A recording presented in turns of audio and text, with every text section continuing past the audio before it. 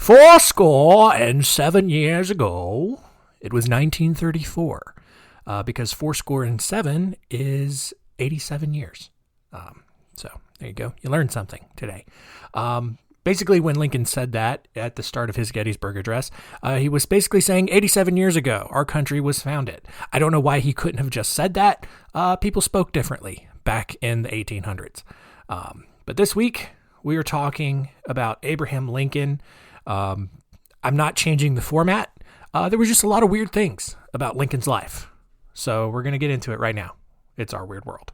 Our Weird World.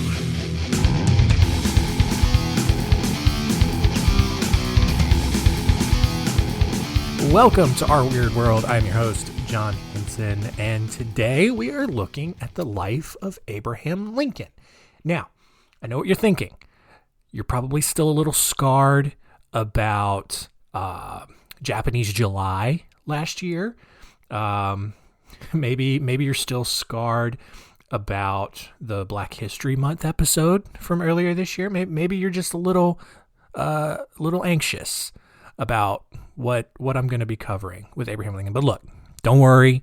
By all accounts, Abraham Lincoln was actually a legitimately good person. There are just a lot of really weird stuff that surrounds his life, mostly his death.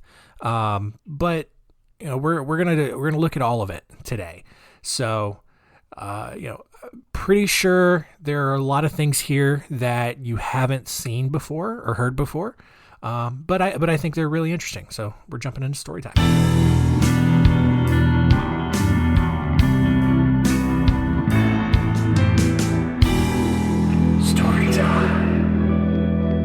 Abraham Equiminius Lincoln was the second child born to Thomas and Nancy Hanks Lincoln on February 12, 1809, in a log cabin on Sinking Spring Farm near Hodgenville, Kentucky. Or was he? Huh? Was he really? Also, his middle name was not Equiminius, but I can't find anything to suggest that he actually had a middle name. I just love the name Equiminius. I think there's like an NFL player who has that name, and then I think I've seen it like in a couple other places. It's just an amazing name. But no, Abraham. It was just Abraham Lincoln. But here's the thing. Everyone just kind of accepts the fact that he was born in Kentucky. Kentucky has really laid into that. Illinois, for some reason, has really taken it. Well, not for some reason. I mean, we know why, because he spent most of his political career, really made a name for himself in Illinois. But there are a sizable group of people in the tiny town of Bostick, North Carolina, who really believe that Abraham Lincoln was born in North Carolina. Specifically Rutherford County, which, if you know anything about North Carolina's geography, is kind of on the other side of Shelby, kind of between, I guess, Shelby and like Tryon, Saluda, Columbus, those kind of places. It's in the southwestern part of the state. But according to the people of Bostick, Nancy Hanks was at some point between her birth in what is now Antioch, West Virginia, though at the time was still part of Virginia, and between then and her move to Kentucky, she was actually given into the care of the Enlow family in Rutherford County. And when she was there, Nancy met a man, got pregnant, and gave birth to Abraham near the banks of Puzzle Creek. Now, there was a big part there that I left out, in the fact that she was not married to this man. All right, she's getting around, or maybe she was raped. I don't know. They don't really make that clear. But a short time later, Nancy left the area with baby Abe and moved to Kentucky, where she married Thomas Lincoln. Obviously, she then made Abraham take the Lincoln surname so as to make it seem like, everything was on the up and up. There is a legitimate museum. There's the Bostick Lincoln Center, which is a small white building at the edge of town. You can go check it out, go visit, which cites various works on Lincoln's life going back as far as 1899 to validate their story. Never mind the fact that Lincoln had already been dead for over 30 years by that point, where they're getting their manuscripts from.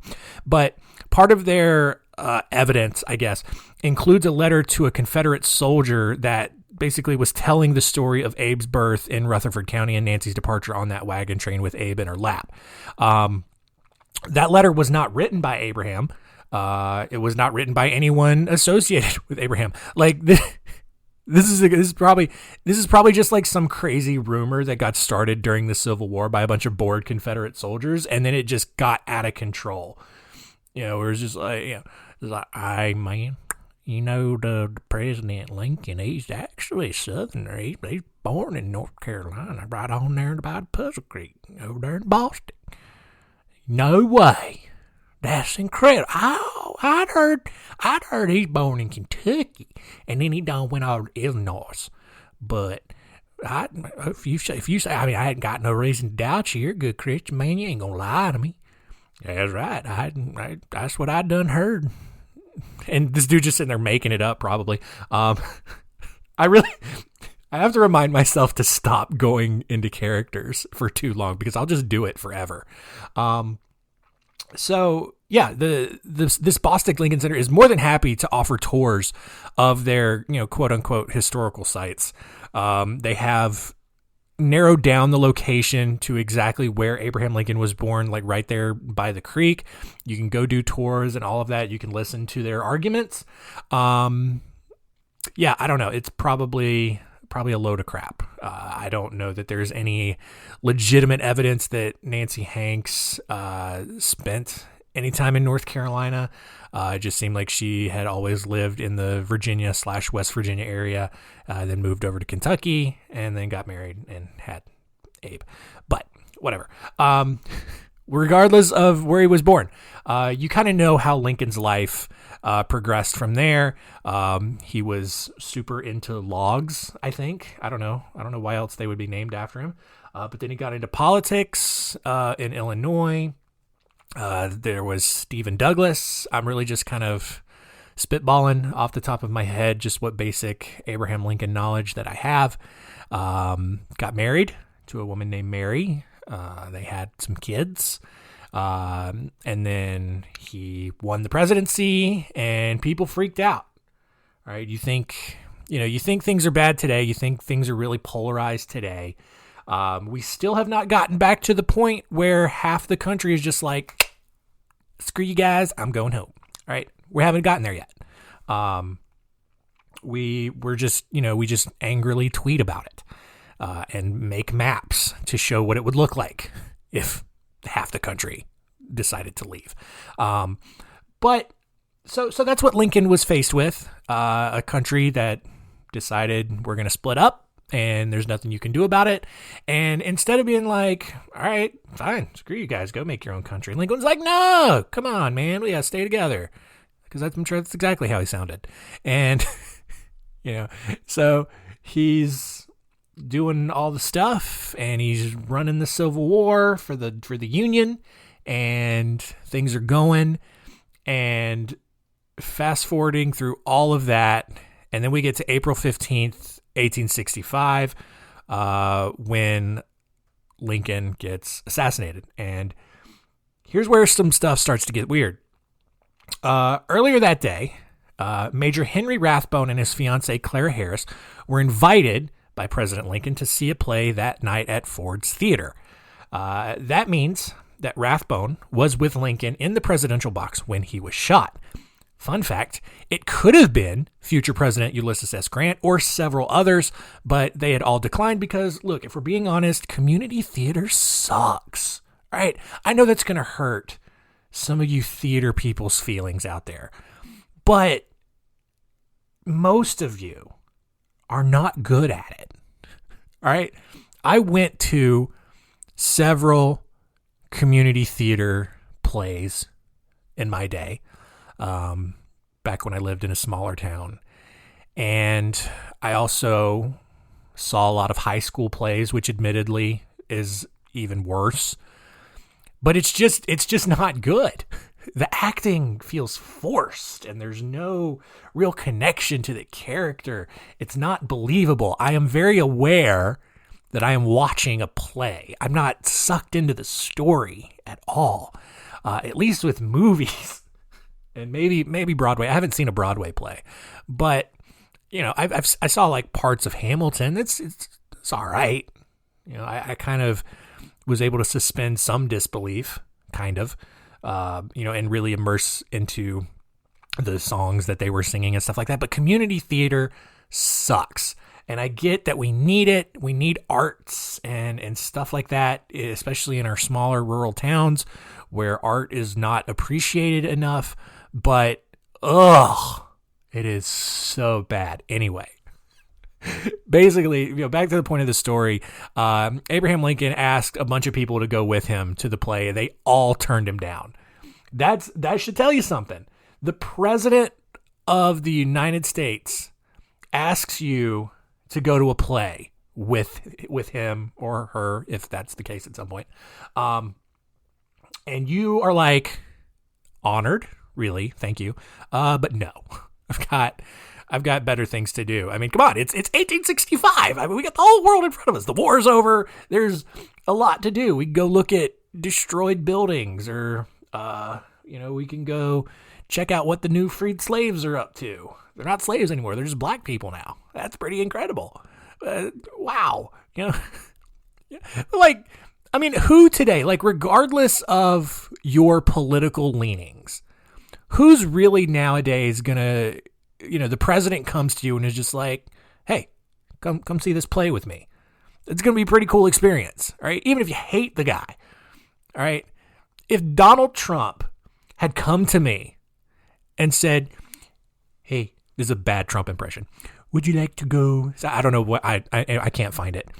I can't find it right now. But it's just like, hey, would you like to go see this play with me? Because he's now Italian. Hey, I'm Donald Trump. This is a baddie Trump impression. I don't know what I'm doing. You go see this play with me. I'd be like, yeah, I think you're a crazy person, but sure. Yeah, let's go do this. This will be fun. This will make a great story. I don't get it. I mean, yeah, some athletes, I'm really going off on a tangent right now, but yeah, I mean, some athletes will, I guess, decline going to the White House after they win a championship, but I don't know. I think if the president asks you to go hang out with them, you totally go do it. Anyway, Rathbone, however, he did accept, and when John Wilkes Booth ran into the presidential box, shot Abraham Lincoln, Rathbone attempted to subdue Booth after the shooting, but Booth quickly pulled out his dagger and slashed Rathbone's arm down to the bone, severing an artery. And as Booth attempted to leap off the box, Rathbone grabbed Booth's coat, which actually broke Booth's fall onto the stage enough that he broke his leg. So that's how John Wilkes Booth broke his leg. I think when we listen to the story a lot, we think that John Wilkes Booth just yeeted himself off the presidential box and broke his leg, kind of on his own. But it was Henry Rathbone here, who actually kind of messed up his jump enough that he actually ended up breaking his leg. But regardless, you know how the story goes. Lincoln died. And while Booth made his escape, Rathbone then escorted Mary Lincoln across the street to the Peterson house to be with her dying husband. He eventually passed out, Rathbone did, due to the loss of blood because he had this huge wound on his arm. But the physician who was examining the president eventually tended to him, getting him sewn up so he could fully recover. However, unfortunately, Lincoln's death haunted Rathbone for the rest of his life. He felt really responsible for this. He felt like he had really failed the country because not only did the president die, but John Wilkes Booth had escaped. So Rathbone and Clara Harris, they were fiancés at the time. I did mention that, yeah. But they eventually got married and they had 3 children. Rathbone resigned from his army position in 1870 and struggled to find a normal job. It's always been a problem for soldiers, I guess. He even began to believe that his wife was cheating on him, and he hated how much more attention she gave her children over him. Which, dudes, I think that's gonna happen. I think that's just a thing that happens when you have kids. So, why don't you just get ready for that? On several occasions, Rathbone violently threatened her, and because he was kind of just believing she was going to file for divorce and take the kids and run off and never see him again. Despite his troubles, President Chester Arthur, big Chester Arthur reference, appointed him as the consul to the province of Hanover, and the family moved over to Germany. It's because that's where Hanover is. Even though he had a great job in a new country, Rathbone's mental health just continued to deteriorate. And on December 23rd, 1883, Rathbone attacked his children after claiming people were living inside the portraits on the wall. Yes! Seeing stuff, mental illness. Yay. I don't know. We celebrate and mock mental illness so much, but it's just so interesting. It's so weird. When Claire stepped in between Rathbone and his kids to protect them, he shot and stabbed her to death. And realizing what he'd done, Rathbone then stabbed himself 5 times in the chest, but he couldn't kill himself. And although he was eventually convicted of murder, he was declared insane and sent to an asylum. When he eventually died on August 14th, 1911, he was buried next to his wife at a cemetery in Hanover. But sort of in the cold, uncaring way that Germans do things, the cemetery managers decided in 1952 that no one cared about the gravesite and decided to exhume and dispose of the family's bodies so that gravesites for newer, deader people could be put in. So kind of sad there, but that's just, it's one of the stories that gets kind of lost in telling Lincoln's overall story. It's just like I didn't even realize that Rathbone was part of the story. I think just in kind of all the illustrations and retellings of the story, it just seems like John Wilkes Booth just showed up, blammo, jumps off, breaks his leg, and runs away. Like, we never really even hear about Rathbone in this story. But to go back to the assassination, so 9 days after Lincoln's assassination, Thomas Corbett's regiment was sent to track down John Wilkes Booth. Now, who is Thomas Corbett? He was born in London, but immigrated to New York when he was 7 years old. He began working as a hatter and inadvertently began huffing mercury nitrate, which at that time was used to treat the fur to make the felt that hatters used to make the hats. So he's just basically huffing chemicals all day. And the thing about that is excessive exposure to mercury nitrate leads to hallucinations, psychosis, weird twitching. I don't know. It's weird. The condition was so common at the time, though, that people who had worked as a hatter for too long developed what was known as the hatter shakes. So before like modern machinery and technology could make hats, especially felt hats, you had these dudes in here who were treating fur to turn it into felt, and they're just huffing all of these chemicals, and all of a sudden, after a few years of working in this, they're just twitchy and shaky, and it's weird. Well, Corbett eventually moved to New York City and got married. Unfortunately, his wife and child both died during childbirth, which is got to be like one of the most devastating things ever. I can't even imagine. Corbett, understandably, completely devastated, and he turned into an alcoholic, which, honestly, that seems reasonable. I don't blame him for that. He then moved to Boston, but he was unable to keep a job, and he eventually became homeless. Well, one night, Corbett was confronted by a street preacher who then convinced him to join the Methodist Episcopal Church. And as most addicts tend to do, Corbett traded his addiction for alcohol to addiction to Jesus. This is going to sound very cynical of me, but I am very wary of people who are former drug addicts, alcohol, whatever, who then get super duper into Jesus.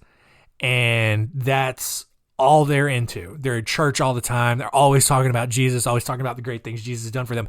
When really, I think that is just what they have replaced drugs and alcohol with. I think that their addictive personality trait, I think is what's the word I'm looking for? Is satisfied. It's not the right word. Assuaged, I think is what I'm looking for. It is satisfied by finding something new to really focus on and get down into. And so that's me. That's me being a cynical person. Maybe it's legit. I don't know. But Corbett's fervent new enthusiasm earned him the nickname Glory to God Man, which, that sounds like the most useless superhero ever. Because, look, Corbett was just going around just saying glory to God, glory to God, glory to God, glory to God all the time. And so you just start to call someone Glory to God Man. And then, yeah, it's like the worst Christian superhero, it's just like, hey, put down that TV. Screw you, dude. Why? Because I am Glory to God Man. You're what? Glory to God. Okay, cool. Glory to God. All right, cool. I'm just gonna keep going. Glory to God. All right, see ya. Glory to God. Anyway, I'm so sorry. Corbett even began trying to imitate Jesus by growing his hair long, which that was weird.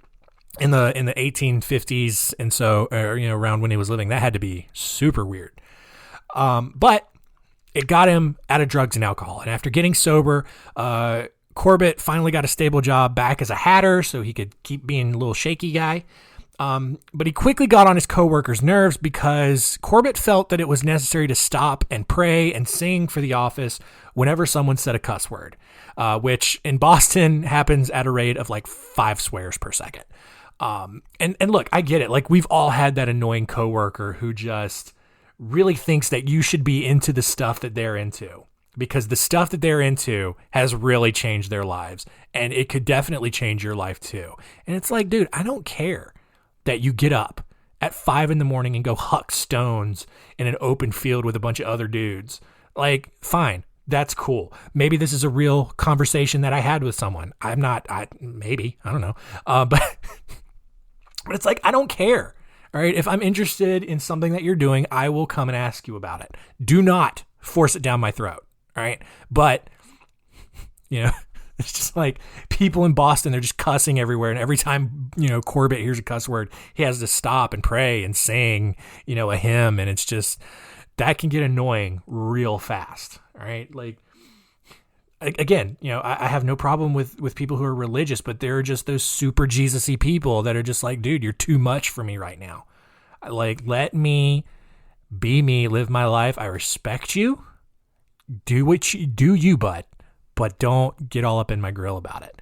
One night in 1858, so, outside when he wasn't doing that though, Corbett was spending his time as a street preacher, which really just involved him yelling at people and handing out religious pamphlets. But in 1858, things get a little interesting for Corbett. He was approached by 2 prostitutes, and he was so disturbed by the incident that he immediately went home and read chapters 18 and 19 in the book of Matthew. Now, if you don't know about that passage, basically it's the one that talks about if a particular body part offends you, then you should remove it. If your right hand offend thee, cut it off. If thy right eye offend thee, cut it out, or whatever. So Corbett did the most logical thing he could think of, and he grabbed a pair of scissors and he castrated himself. Because apparently those 2 prostitutes came on a little strong, maybe got a little boner action down there in his pants, and being a Christian, you don't pay for sex. You just get into a long marriage where you do it with one person, and that works for a lot of people. And Corbett felt that was the case. And when those prostitutes got there, he was really mad at his wiener for not agreeing with Corbett's philosophy. It is what it is. I'm just so all over the place today. Here's the thing though. After he castrated himself, he didn't immediately go to the hospital. He sat down and had a snack first, and then he went to church, and then he went to the hospital. Probably at that point because he had lost a lot of blood, and it probably hurt a lot. I don't know. I've never, anyway. I think you know what I'm going to say. It's fine. Corbett somehow did survive this castration, and then he enlisted in the Union Army at the start of the Civil War. Just like in the Hatter shop and pretty much everywhere he went, he quickly got on everyone's nerves.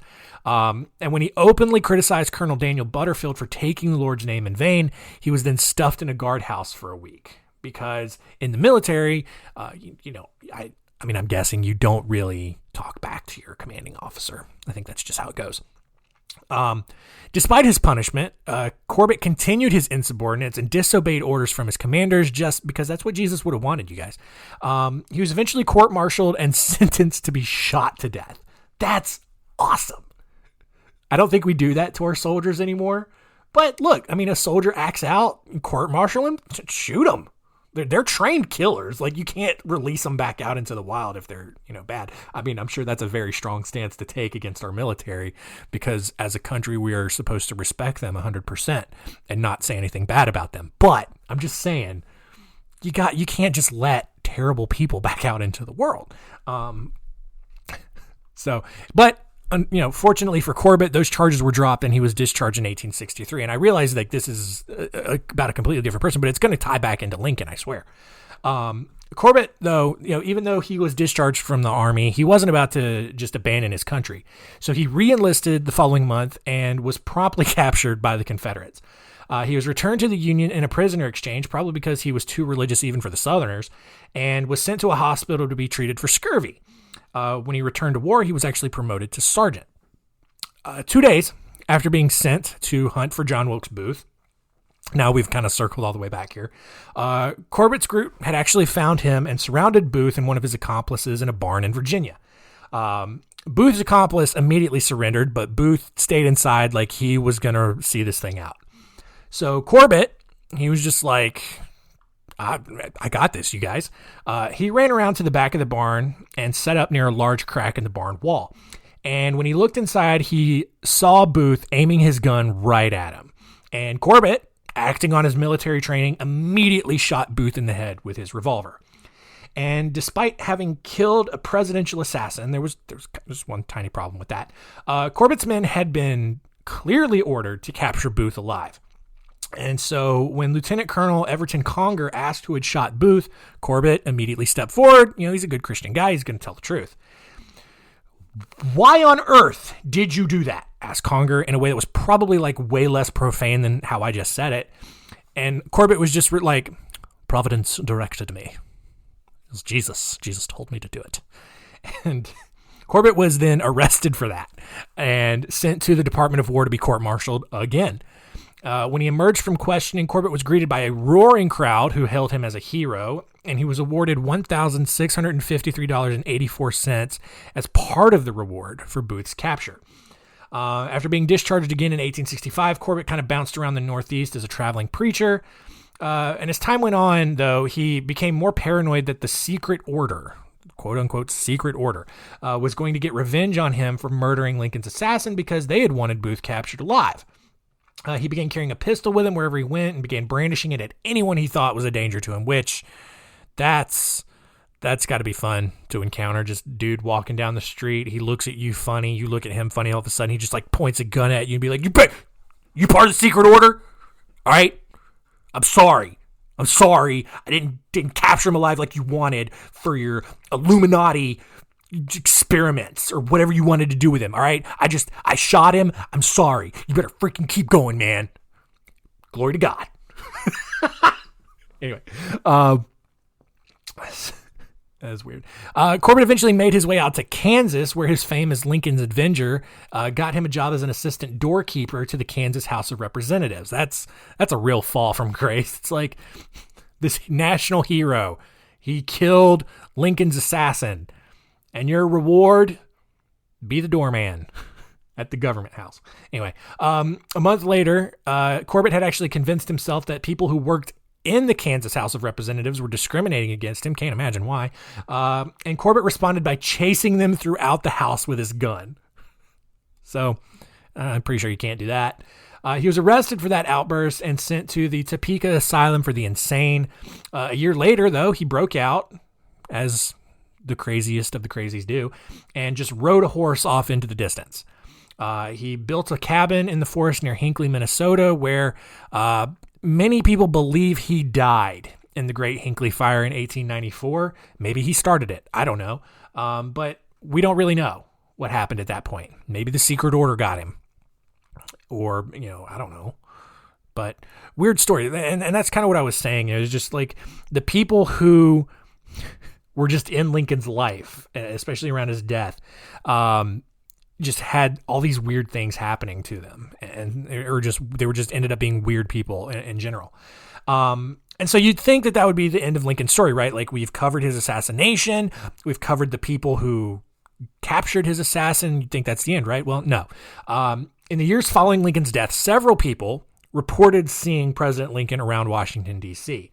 It started in 1869 when photographer William H. Mumler was photographing a woman he thought was named Mrs. Tundle. However, once the photo was developed, Mumler realized it was actually Mary Lincoln that he was photographing. Even more, he noticed a strange figure who looked shockingly like Abraham Lincoln standing behind Mary with his hands resting on her shoulders. And you can see pictures of this, pictures of this picture. You can see this picture online, but basically within years, it was revealed that the photo was an accidental double exposure. It wasn't exactly Lincoln's ghost appearing behind Mary. It was just an old photography trick that was allegedly done on accident. But that didn't stop people from believing that Lincoln's ghost was just kind of hanging around D.C. Eleanor Roosevelt claimed that she felt Lincoln's presence in various places in the White House. Even the Roosevelt's dog, Fala, barked at nothing in particular, which, I mean, dogs do that. But obviously, you guys, that meant that the dog could see Abraham Lincoln's ghost. Come on. Even more, Dwight D. Eisenhower's press secretary, James Hagerty, and Lady Bird Johnson's press secretary, Liz Carpenter, both said they felt Lincoln's presence, because obviously you can sense specific people around you that you've never actually met in person. And also, how do you feel someone's presence? Someone specific, anyway. Like, I mean, I guess you can feel someone standing behind you, even if you haven't seen them yet.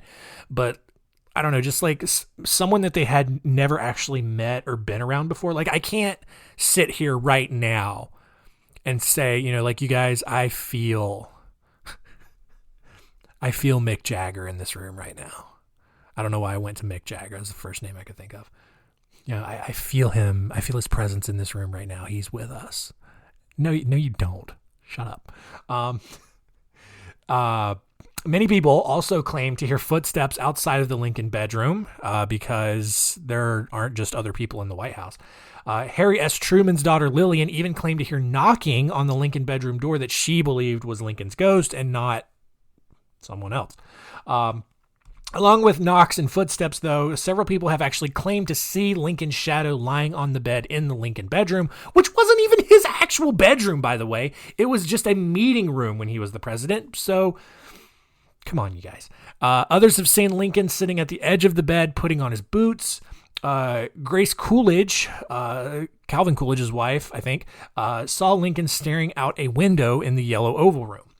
But it hasn't just been American presidents or their wives and their staff that have seen Lincoln.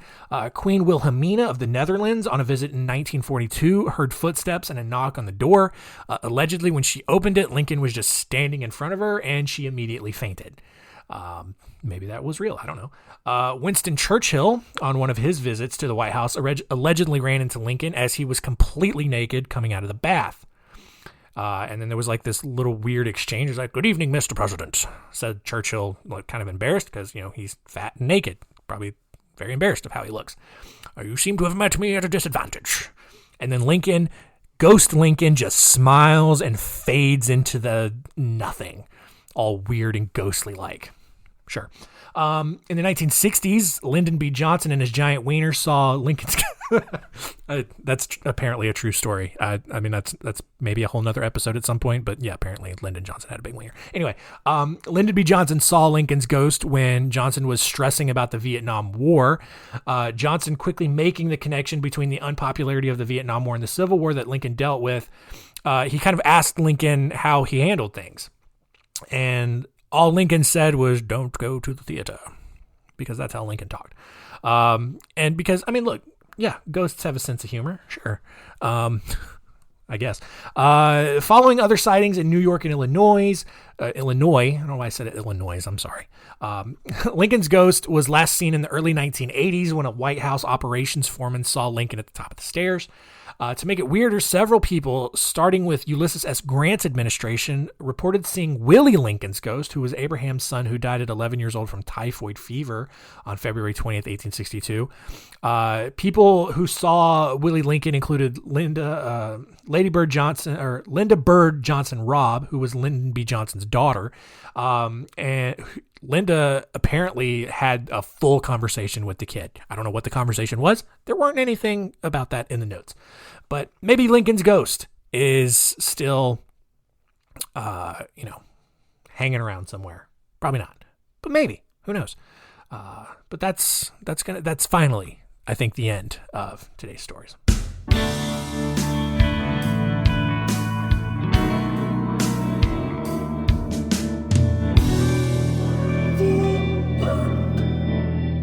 So, was I right? Did you know a lot of that stuff about Abraham Lincoln? I know it was mostly like, tangentially Abraham Lincoln or Abraham Lincoln adjacent, but still, just I think it's just weird that there's so many strange stories that just surround his life from birth into after death. Just some people think he was born somewhere else, or people have continued to see his ghost. So a lot to learn today, but let's pick our top 3.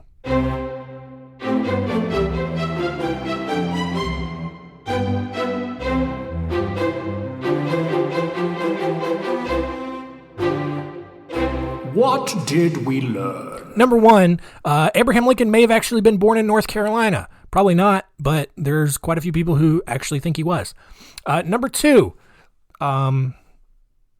look, if the president invites you to go see a play with him or do something with him, you should probably go, right? Otherwise, if you don't, someone else is going to go, and then they may have a long period of severe mental illness because they feel like they failed when the president was assassinated right in front of them. So I think you should, if you're the first person that the president asks, you should take on that responsibility. Do it for your country. And number 3, Lincoln's ghost may still be hanging around Washington, D.C., specifically the White House. So if you ever get a chance to take a tour of the White House, maybe you'll see Lincoln's ghost. Probably not, but it is interesting that so many people across so many administrations have reported encounters with the ghost of Abraham Lincoln.